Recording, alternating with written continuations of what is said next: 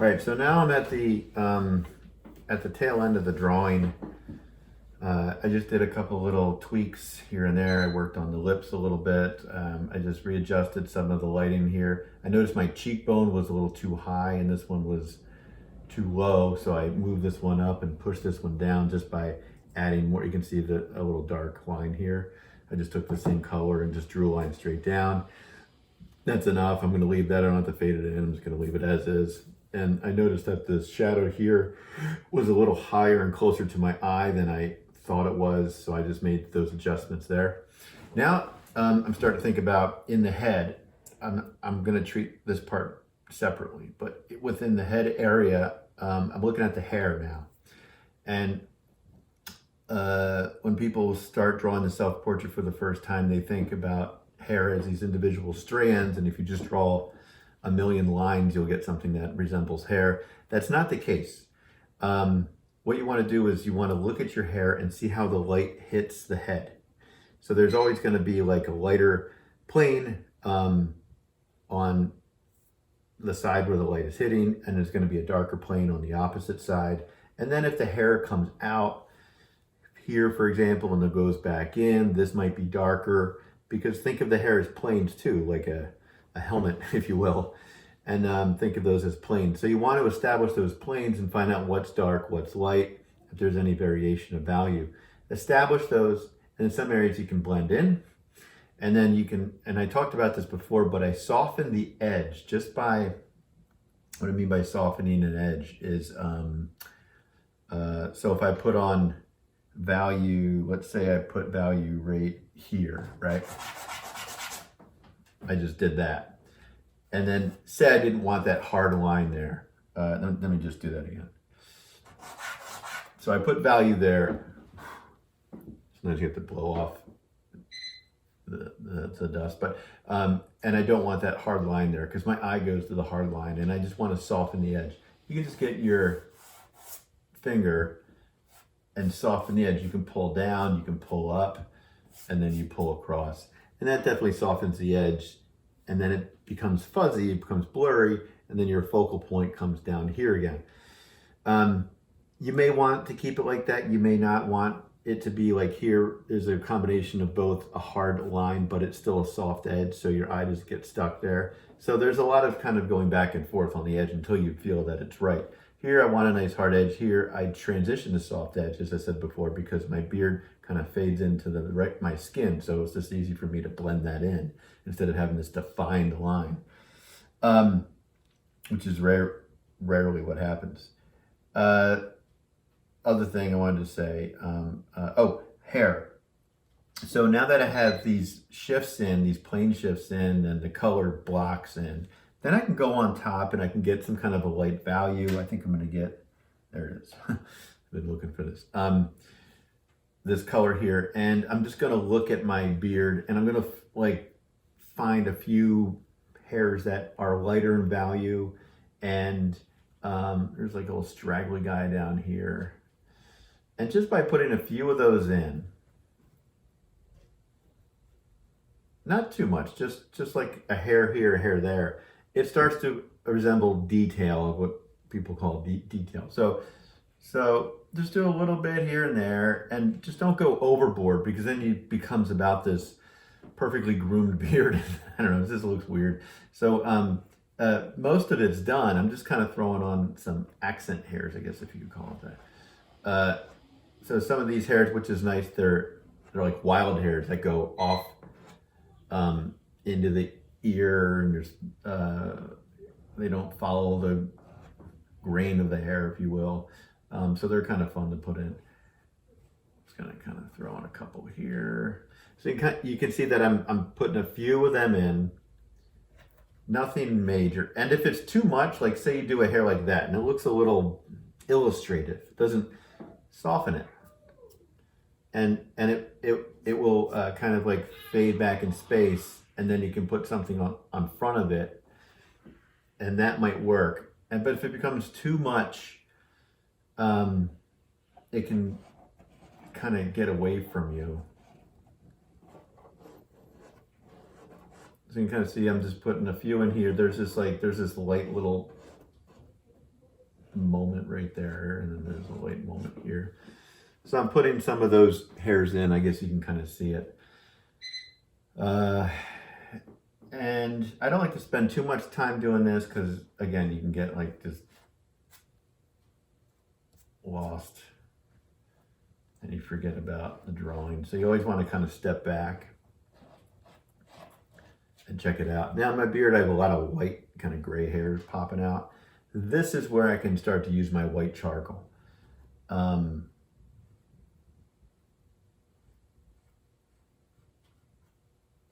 It makes sense here, but don't use your white charcoal often because it will start to look chalky. That's what they call it, chalky. Everything kind of gets treated with white.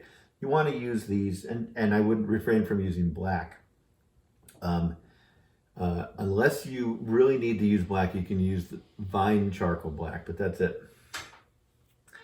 But refrain from using black. Try to create black by mixing complementary hues. So I put some light values down. Now I'm going to put some darker values down. And sometimes they're in front or behind those areas where you put the light values in. And this is the darkest I have. So you can kind of see that I'm just kind of throwing some in here. There's a couple little wild hairs here. I'm just going to throw them out there. Why not? And if it starts to look too illustrative, like I'm just putting every hair in, I'm going to soften it up because there's something I like about, oops, didn't mean to soften that up. Something I liked about where it was before. So I don't want to go too far with this. I kind of like how suggestive it was. And if you start to get too detail orientated, then you have to apply that everywhere else, and then it becomes something else. And I kind of like where it lives right now. So I might, oh boy, I might just like try to stave off getting too detailed. We'll see where it goes. One more thing is I'm going to focus here on the shirt at the very end of the drawing. And I'll probably just take care of some of the borders, and then I might go back in and kind of play with the beard and the mustache and all that stuff and try to figure this out. In some areas it is darker. Maybe I can just kind of like throw some dark spots in, and because there's a little inconsistency of value within the beard, and just see what that does. And then I'll go from there. But for now, I'm going to start to work on this guy, which is my shirt. And I'm going to tighten the shirt up, and which is nice. One thing I do want to point out, the shadow of my neck goes into the shadow of the shirt. And I'll show you that real fast. And it kind of goes like right here, and then it follows the ripples, and then it fades away. So just by me putting in this real quickly, you can kind of see that the shadow goes right over my neck. So notice those things. Don't feel that the shadow just ends. It's going to go on the fabric too. All right. Well, one more thing. I'll probably tweak the ear just a little bit. I think I'm satisfied with the eyes. I might go back a hair, not too much, but remember I don't have pencils. I have these little guys, so I can't get too detail orientated there. And then I'm going to work with this and get some of these fabric folds, and I'm basically finished.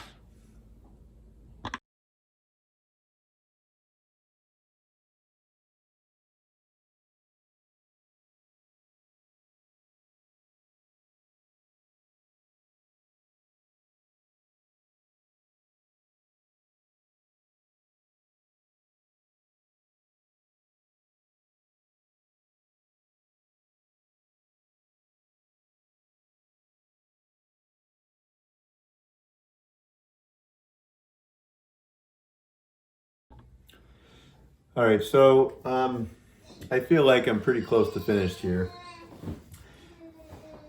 What I have to do is step back away from it, kind of sit with it for a while. I'm starting to look at the transition between this brown or reddish brown here, and it kind of jumps into this light, and it's kind of a big jump. And I don't know if it's a problem yet or not, but I'm just going to live with it overnight and see if I want to make a change. I could lighten this a little bit, but then I'm going to risk the contrast here. I could darken this a little bit, but then I'm going to risk the contrast here and here. So, or at least here, but maybe I could darken a hair. I'm not sure. Could lighten it. I could do a little bit of both, just to even out that. Not so it's one flat value, but just to even it out a little bit more here, a little less there. I finished the shirt. Again, the shirt, I didn't go into great detail. I wasn't looking for every little soft value transition. What's nice about this medium is you can just use the side of it and just do a stroke and suggest the folds in the fabric. And that's kind of what I was doing. It took me a while. I was just trying to get the neckline, and then eventually I got it, kept creeping up. But it's enough. It's suggested, and that's all I care about. And this is a medium that you're kind of, you have to suggest some of it because you don't have those points, and which is fine. You're just finding another way of making that mark. Other than that, this is how I want you to go about the self-portrait. Okay, so just a couple of things here. This is now finished.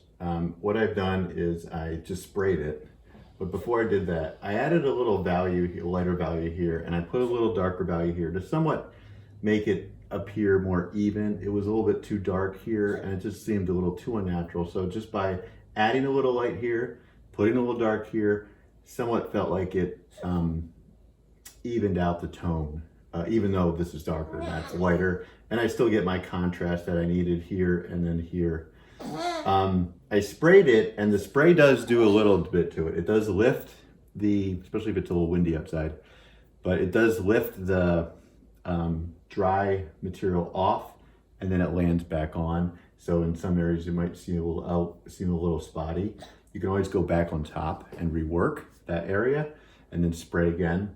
And it does make it slightly darker, which is fine because it feels like it saturates the color a bit, which is kind of nice. It's almost like a varnish, if you will. Other than that, this is finished, ready to go, and I will have a final image prepared at the end. I don't think there's anything else I wanted to discuss. All right, see you later.